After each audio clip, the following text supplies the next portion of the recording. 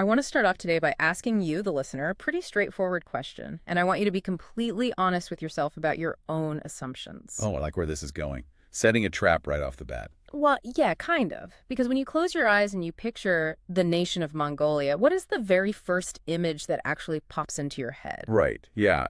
If you're like most people, your brain probably immediately goes to, uh, you know, vast grassy steppes, like sweeping landscapes stretching out to the horizon. Exactly. You picture a traditional gilger, like a yurt, just standing solitary under this massive, endless blue sky. You think of horses, nomadic herding, and a lifestyle that just feels very ancient, very tied to the earth. Yeah, untouched by all the hyper-urbanized, chaotic, industrial frenzy of the modern world. It's a very powerful, very romantic image. It really is. But, and this is the kicker, it's also a complete narrative trap. A huge trap. Right. Because when we push past the postcard version and look at the actual data, and we really dig into the unvarnished numbers of human development over the last 30 years, that pastoral image just gets completely flipped upside down. Which brings us to the actual mission of today's deep dive. We are jumping into this massively comprehensive piece of research. It's the 2023 Mongolia and Global Human Development In-Depth Research Report. And this thing is incredibly detailed. It tracks their national data all the way from 1990 up to 2023. Yeah, and literally on page 1 of this report, there is this statistical revelation that just forces you to completely recalibrate everything you thought you knew. It really does. It's wild. Out of all the nations on Earth in the year 2023, Mongolia ranks 5th in the world for the Gender Development Index. 5th on the entire planet. Yeah, just to put some mathematical perspective on that, we are talking about a top 2.6% global ranking in gender development. Top 2.6%. Right. In a country that the world mostly associates with, rugged physical agrarian history. Women there haven't just caught up to men in terms of human development. They have actively surpassed them. It's mind-blowing. It's what sociologists actually call a reverse crossover. Okay, we definitely need to unpack this concept of the reverse crossover because it really is the engine for everything we're going to talk about today. Oh, absolutely. Our goal here is to really map out this development miracle. We're going to look at how Mongolian women are outperforming men across these critical metrics and how the nation essentially engineered a highly educated, female-led knowledge class. But of course, there's always a catch when you look at macroeconomic data this complex. There is this huge shadow hanging over the whole miracle. Right. The dark side of the data. Exactly.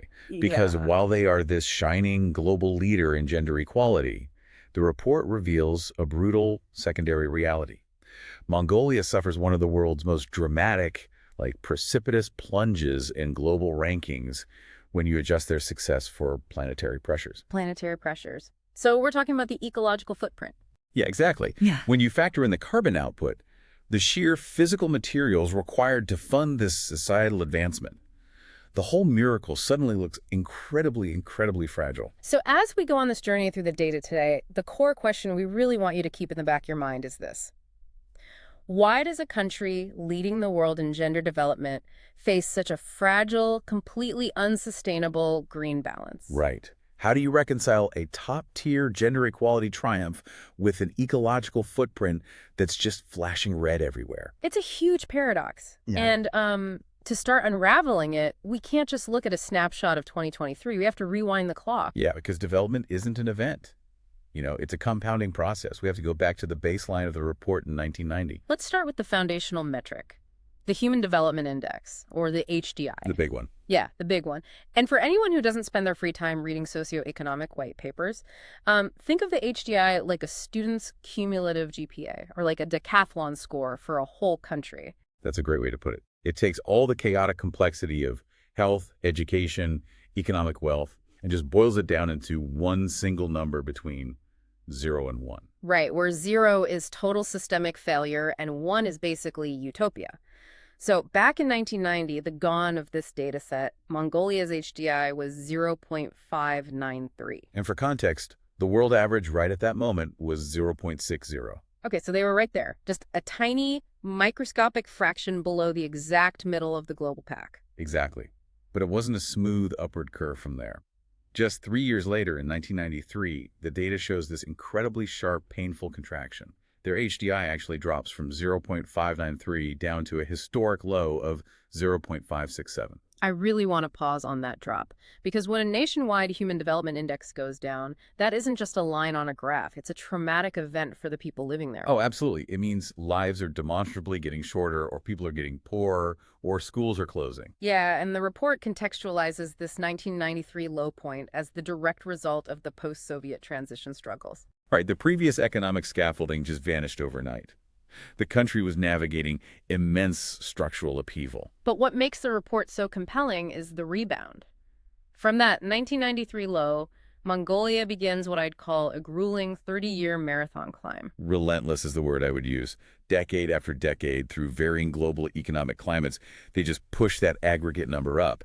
Until we arrive in 2023 and they hit an HDI of 0.747. 0.747, and the world average in 2023 is 0.756, so they are tracking incredibly closely to the global mean. They are. And crossing that 0.7 threshold is a huge deal mathematically.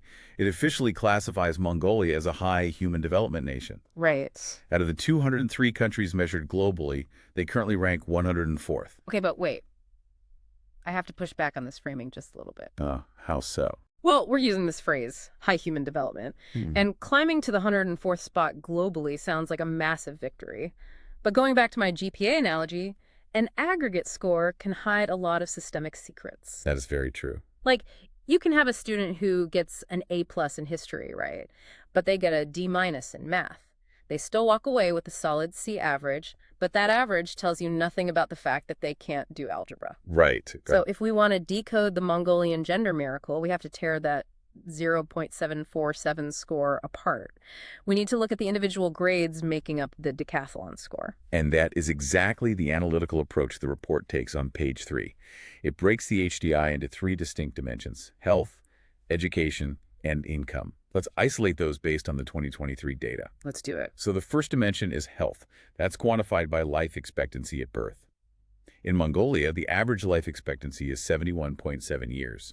The world average is 73.4. Okay, so they're trailing the global average by, what, about a year and a half? Yeah, roughly. But again, context. In 1990, their life expectancy was just under 59 years, so they've added nearly 13 extra years of life to the average citizen in 3 decades. Which is a massive systemic victory from a public health perspective. Keeping your population alive a decade longer is no small feat. Definitely. But it's still just average on the global scale. It's not the thing pulling their overall score up into the high category. No, it's not. And that brings us to the second pillar, education. And this is where the data shows Mongolia completely breaking away from the global pack. Oh, man, the velocity of their educational growth is just insane. The metric here is expected years of schooling, right?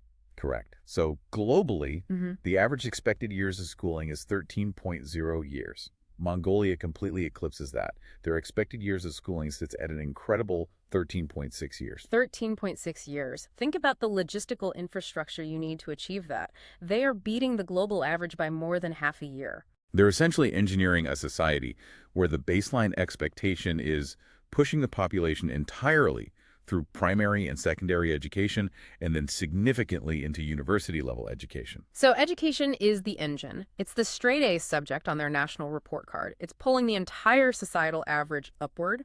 But then we hit the third pillar, and this is where they hit a brick wall. Yeah, the third pillar is income, specifically gross national income, or GNI, per capita. If education is their engine, income is this heavy iron anchor just weighing the aggregate score down. What are the numbers there? In 2023, the world average GNI per capita sits at $20,327. Okay. Mongolia's GNI per capita is only $14,777. Wow. I really want our listeners to visualize that gap. They are lagging behind the global average by over $5,500 per person. It's a massive deficit. We're talking about a society that has the health profile and overwhelmingly the educational infrastructure of a top-tier developed nation. But their actual economic output, the income generation, is fundamentally mismatched with their education level. And this is the primary structural bottleneck for the whole nation. It creates this highly specific socioeconomic tension. Yeah. You have a population that is incredibly educated, spending almost 14 years in classrooms, right? Yeah. But they are graduating into an economy that only produces a fraction of the global average wealth. They're locked out of the highest echelons of global development, not because they lack knowledge, but because they lack capital generation. The engine is pulling them forward, but the anchor is holding them back. Exactly. Okay, so we have this aggregate picture. A nation pulling itself up from the ashes of a 1993 transition, driven almost entirely by an unprecedented educational boom, but struggling to convert that education into a high-level income. Which leads us to the most stunning, just paradigm-shifting data in the entire report. Because if education is the sole superpower pulling the national GPA up, you have to ask the obvious question. Who is sitting in those classrooms? Exactly. Who is driving the educational boom? And this is where the Gender Development Index, the GDI, enters the conversation and turns everything we know on its head. To understand the magnitude of this GDI data, we have to look at the architecture of the index itself. It measures the exact same three dimensions: health, education, and income. But it explicitly separates the data by gender. It calculates a distinct female HDI and a male HDI and then compares them. Right. And in this mathematical model, a score of 1.0 represents absolute perfect parity between men and women. Let's unpack this carefully because the global context is critical here. If you look at almost every other country on Earth, the global average shows men holding a systemic lead over women in human development. The world average female HDI is 0.737. The male HDI is 0.772. The systemic advantage leans male globally. Right. But when they calculated the 2023 GDI for Mongolia, the score wasn't below 1.0. It wasn't even exactly 1.0, it was 1.030. The implications of that 1.030 score are just profound. It means that women's human development achievements in Mongolia are not just equal to men's. They're actually 3% higher across the board. This is the reverse crossover in action. Let's give the raw numbers that create that ratio. Sure. The Mongolian female HDI is 0.757. The male HDI is 0.735. The women are outperforming the men so significantly that it fundamentally tilts the entire national developmental axis. And what makes this even crazier is that this isn't some weird post-pandemic statistical blip. Not at all. Tracing the historical data starting back in 2013, Mongolia actually captured the #1 global ranking in GDI. #1 in the world. Yes. For several consecutive years, they stood at the absolute pinnacle of female developmental dominance. And even today, they are ranked 5th in the world out of 194 nations. But hold on, let's think critically about the mechanics here. We know from our earlier breakdown that the overall income in Mongolia is stubbornly low. So how are women mathematically achieving this 0.757 score? Right. It's not a surge in billionaire wealth driving the average up. Exactly. It brings us right back to the classroom. The report highlights this phenomenon it calls an educational scissor difference. And I want to move away from the literal image of scissors because it doesn't quite capture what's happening. What's a better way to think about it? Think of their educational infrastructure as a massive high-speed sorting mechanism. We're looking at the percentage of the population aged 25 and older who have achieved at least some secondary education. Oh, the data points here are truly extraordinary. For Mongolian men aged 25 and older, 92.7% have at least some secondary education. Which is phenomenal, by the way. Nearly 93% for men is a huge achievement. It is. But for Mongolian women in that same demographic, the number is 94.2%. 94.2% of adult women have secondary education. But to really feel the shockwave of that statistic, you have to look at the reality of the rest of the planet. The contrast is completely stark. Globally, the average for men with secondary education is 70.2%. The global average for women is a dismal 62.0%. This is the crux of the miracle right here. I want you to mentally place those two numbers side by side. The global average for women, 62%. Mongolian women, 94.2%. It's a staggering 32.2 percentage point gap. They are operating nearly a third higher than the global baseline. They haven't just closed the gender gap in education. They have effectively eradicated the systemic lack of female education that plagues massive chunks of the world. And what's fascinating here is the sheer scale of the outcome. This isn't a slight marginal edge confined to some wealthy urban elite. Right, it's nationwide. Yes. By pushing nearly 95% of their entire female population through secondary education, Mongolia has fundamentally engineered a massive knowledge class. They've explicitly created a generation of highly educated, intellectually equipped women. Which goes way beyond a conversation about just social fairness, right? Yeah. From an economic standpoint, it's a massive accumulation of human capital. Exactly. And that leads to the natural next question, the domino effect.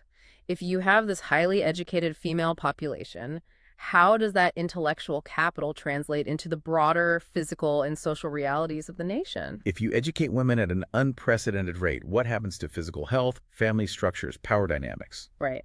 And to answer that, the report uses another vital metric, the Gender Inequality Index, or GII. And the GII operates a bit differently than the HDI or GDI. Mm. With a Gender Inequality Index, a lower score is actually the goal. Lower is better. Right. It's designed to measure the mathematical loss in potential human development, due specifically to inequality between female and male achievements. It looks at reproductive health, empowerment, labor market participation. It's basically a measure of societal friction. And the timeline of Mongolia's GII is incredibly revealing. Back in the year 2000, Mongolia's GII sat at 0.433. But by 2023, it plummeted all the way down to 0.284. They currently rank 74th in the world for low inequality.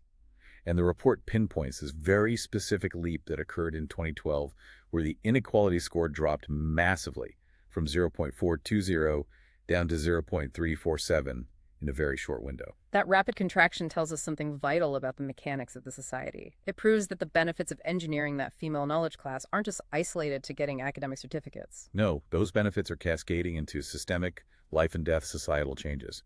And we see the mechanics of this most dramatically when we look at reproductive health. Yeah, the maternal mortality ratio. Which measures the number of maternal deaths per 100,000 live births.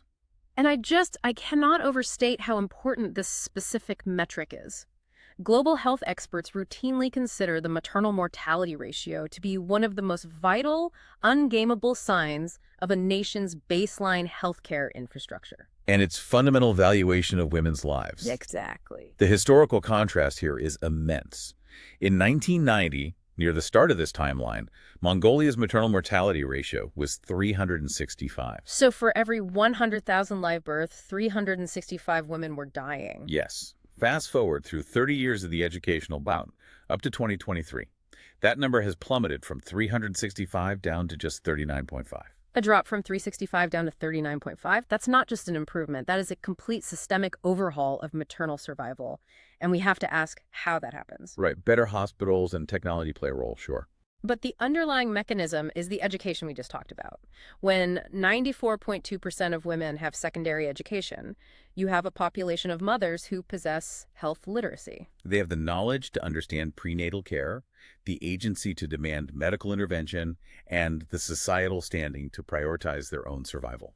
And to give you the brutal context of the rest of the world, the global average maternal mortality ratio right now is 216.1. Mongolia's rate is roughly 1/5 of the global average. Education directly translates into physical survival. It's a direct line. We also see the ripples of this knowledge class moving into political participation. Okay, looking purely at the raw statistical allocation of power, impartially, what does the report say? It notes that the share of female parliament seats in Mongolia grew from 7.9% in 1990 to 17.1% in 2023. So their representation in the national legislature has more than doubled over the time frame. Yes, but the report is very transparent about the comparative reality here. This 17.1% still lags behind the global average, which currently sits at 26.5% for female parliamentary representation. And this is our first real hint of friction in the narrative.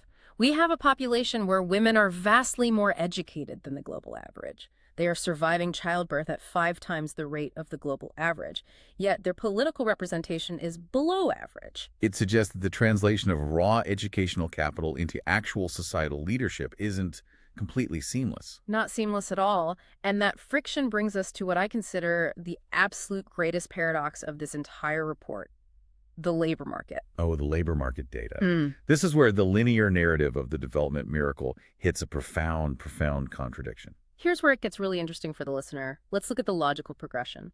If Mongolian women are vastly more educated than the global average, and they've achieved this HDI reverse crossover, and maternal health has radically improved, freeing them from the historical burdens of reproductive mortality, why does the data show they are participating less in the workforce?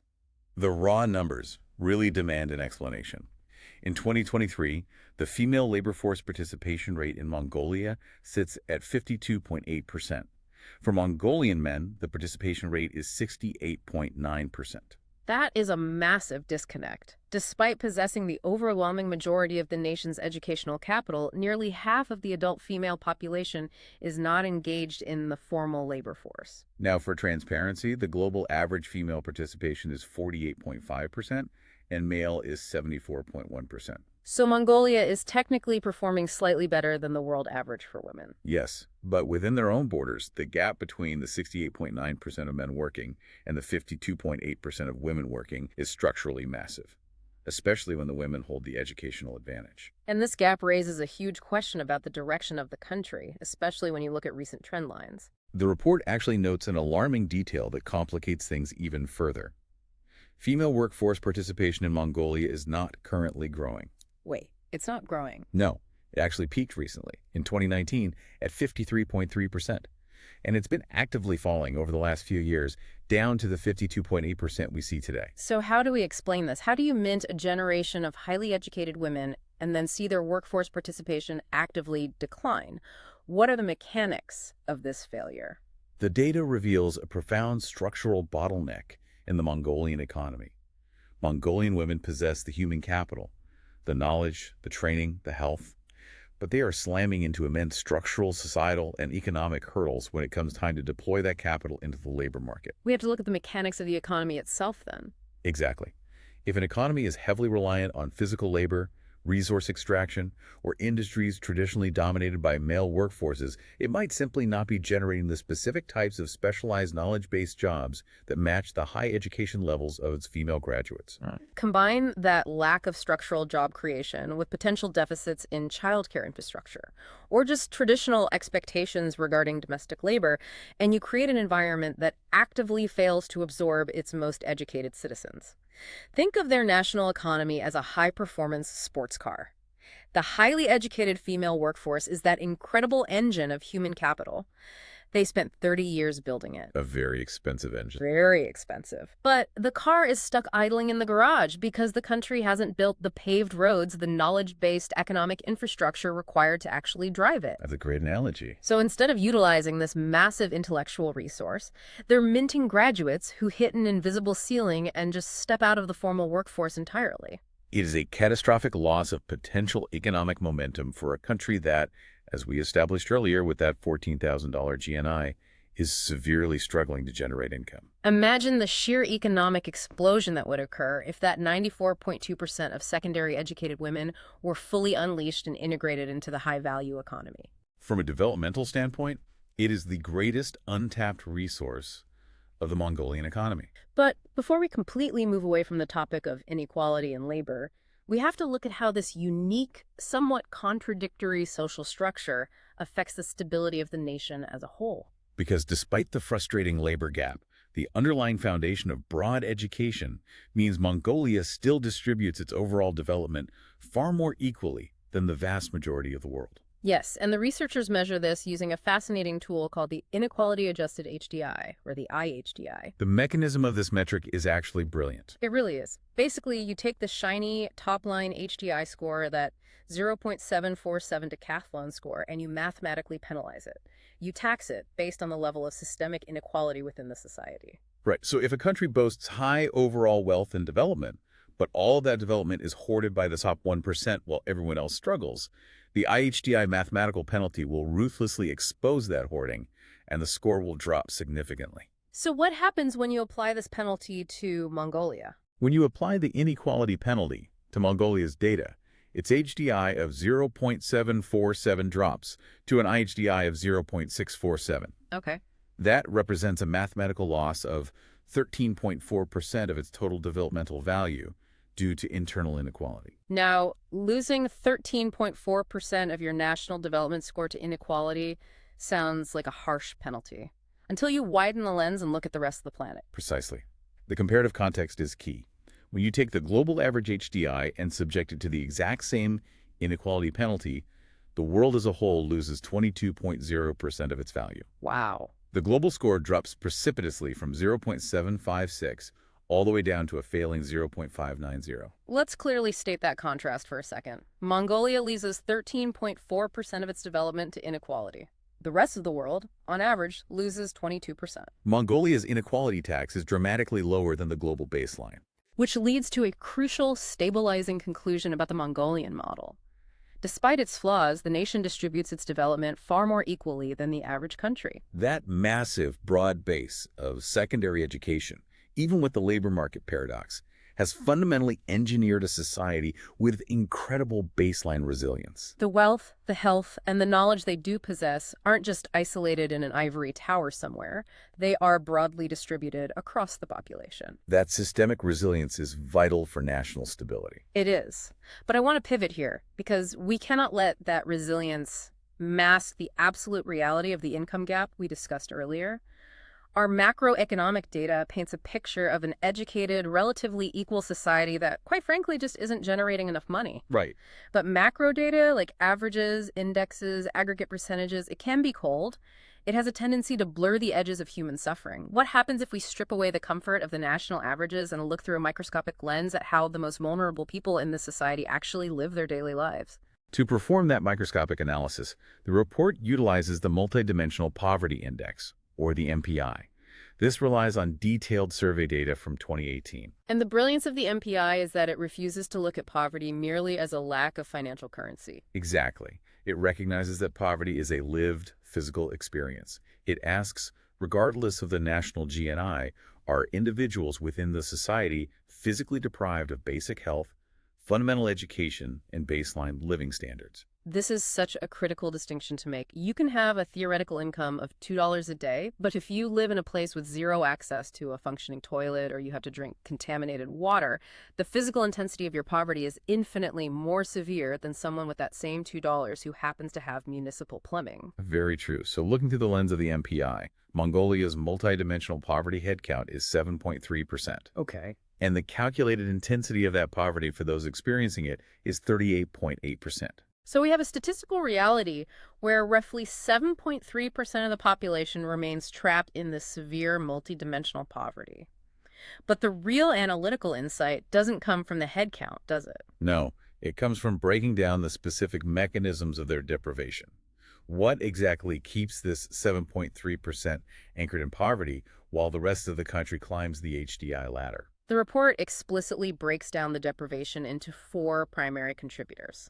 Number 1, the largest driver of their poverty, is education, contributing 17.2% to the index. Number 2 is nutrition at 16.7%.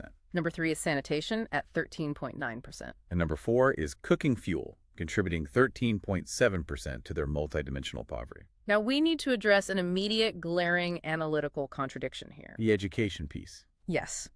We literally just spent the last 20 minutes exploring Mongolia's incredible, world-beating educational miracle. We talked about a 94.2% secondary education rate for women. How is it mathematically possible that a lack of education is simultaneously the #1 contributor to multidimensional poverty in the exact same country? It feels impossible, I know. But this perfectly illustrates the dangerous difference between an aggregate average and an absolute reality. Right. While it is true that over 90% of the population is highly educated, for the 7.3% of the population living at the absolute margins of society in deep poverty, the systemic lack of access to that education remains their highest, most impenetrable barrier. It proves that the development miracle has not yet reached the furthest, most vulnerable edges of the country. Exactly. But beyond the education contradiction, I really want you to visualize the physical reality of the rest of that deprivation list. Nutrition, sanitation, cooking fuel. Think about the daily grinding mechanics of what that list implies.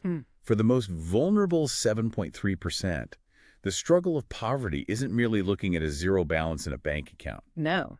It is the intensely physical, daily reality of sourcing clean cooking fuel to heat a shelter and cook a meal in an environment known for extreme weather. It's the biological struggle for baseline caloric nutrition and safe, disease-free sanitation. Let's physically ground this concept of cooking fuel as a poverty driver for a second. Yeah, let's look at that. 13.7% of their multidimensional poverty is driven by an inability to access modern cooking fuel. Why does that trap you in poverty? Well, because if a family, and statistically, usually the women of that family has to spend 4 to 6 hours every single day foraging for raw biomass, for wood or animal dung, just to burn so their family doesn't freeze in the Mongolian winter, those are 4 to 6 hours they cannot spend in a classroom. They cannot spend those hours participating in a formal wage economy. The physical reliance on raw resources completely strips them of their time and their health through indoor smoke inhalation. And this physical, desperate reliance on raw natural resources serves as the perfect, albeit tragic, transition into the final, most alarming section of our deep dive today.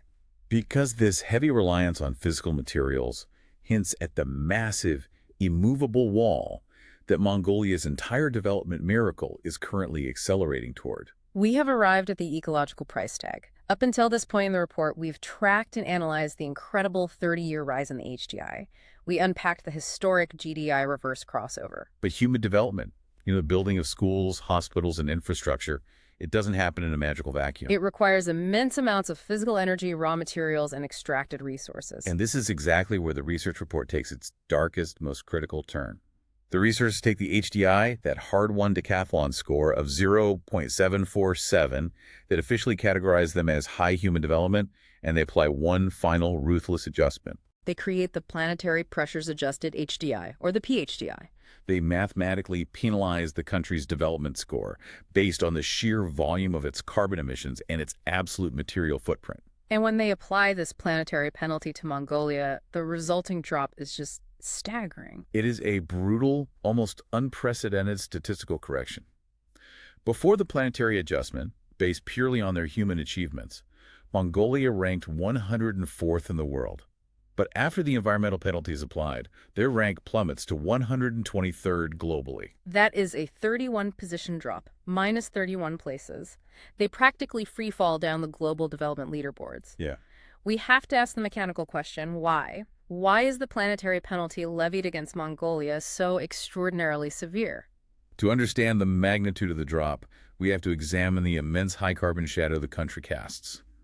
Let's look specifically at the raw CO2 emissions data provided in the report.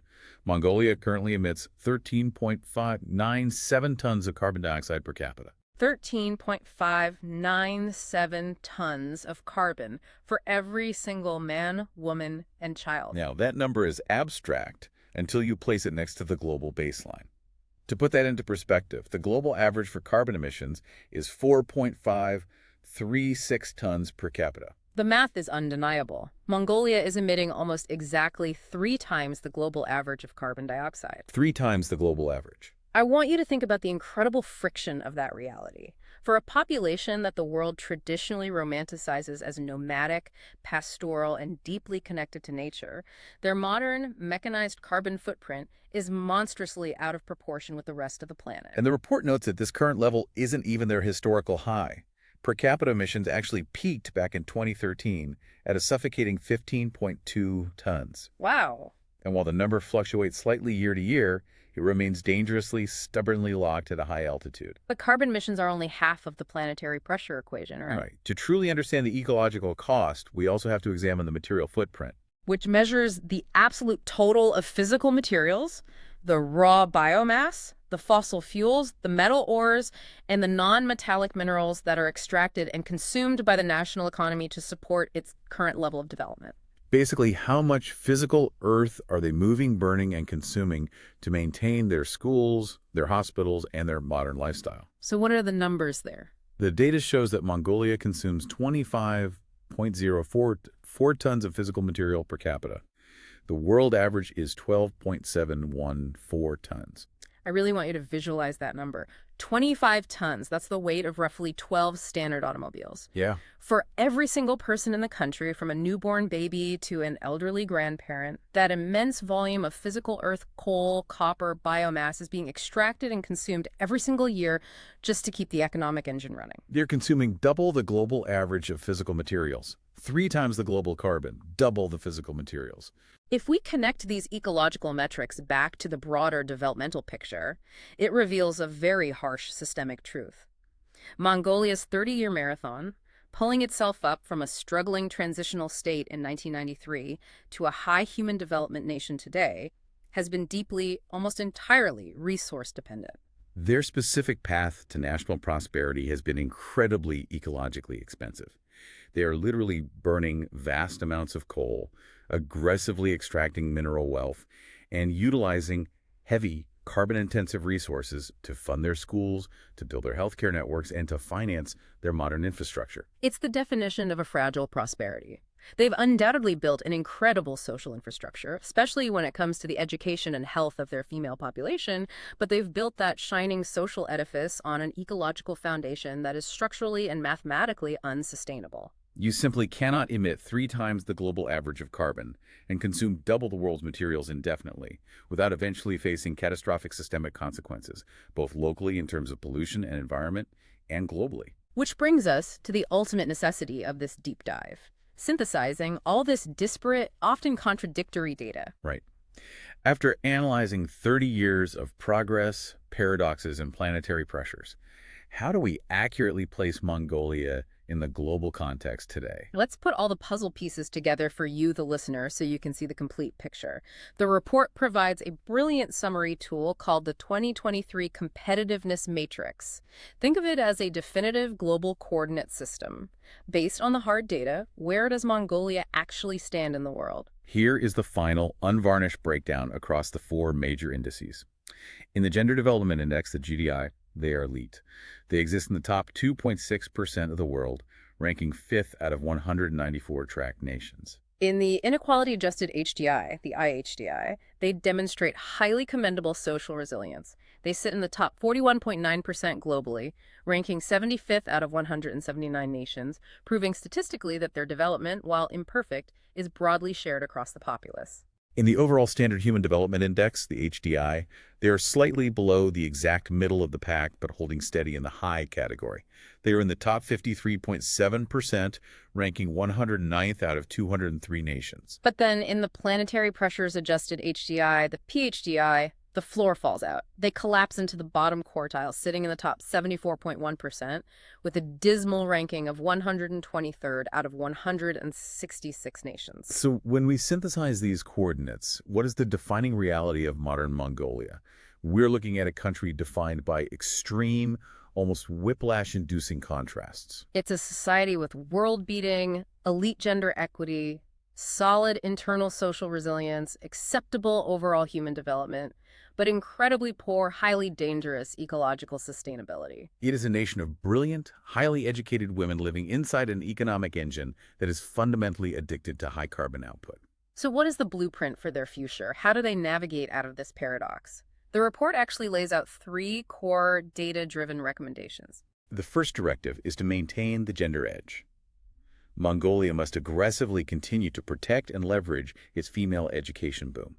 That 94.2% secondary education rate for women is their single greatest, most potent national asset. They cannot allow that momentum to slip. The second directive is to break the income bottleneck. They absolutely have to find a way to close that $5,000 gap between Mongolia's GDI per capita and the global average. Producing a generation of highly educated citizens without providing the economic opportunity for them to utilize that education is a societal pressure cooker waiting to explode. And the third directive is that ecological transition is core. That brutal 31-rank drop in the PHDI is not just a statistical anomaly. It is a blaring mathematical siren. Right. If Mongolia does not actively pivot away from its historical high-carbon, high-consumption economic model, all of this hard-won human development over the last 30 years is ultimately unsustainable.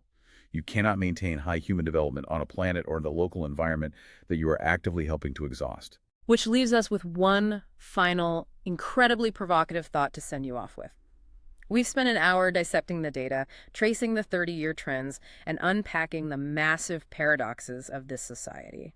We know unequivocally that Mongolia possesses this massive, highly educated knowledge class of women. Yet, we also examine the friction in the labor data, showing these exact same highly qualified women are currently underrepresented in national parliament, and their overall labor force participation is actively falling. They are, in many ways, sitting on the economic sidelines of their own country. Meanwhile, the entire nation faces the massive, existential, and incredibly complex necessity of a green economic transition. The very survival of their long-term economic and developmental miracle depends entirely on breaking their historical addiction to high carbon extraction and physical resource consumption. So I want you to think about the immense friction between those two realities. As Mongolia is forced by planetary pressures to navigate this treacherous, economically painful pivot toward a green transition, what will happen to the country's carbon footprint and its ultimate economic future, if, or maybe the much better word, is when this massive, untapped, highly educated female majority fully steps off the sidelines and into the highest levels of systemic leadership? What happens to the structural design of an economy when the very women who achieve the mathematical miracle of the reverse crossover finally take the wheel? Can the gender dividend, this unprecedented accumulation of female human capital, actually be the precise mechanism that saves the nation's green balance? It is the ultimate question the data begs us to ask, and it is a socio-economic experiment the entire world should be watching closely.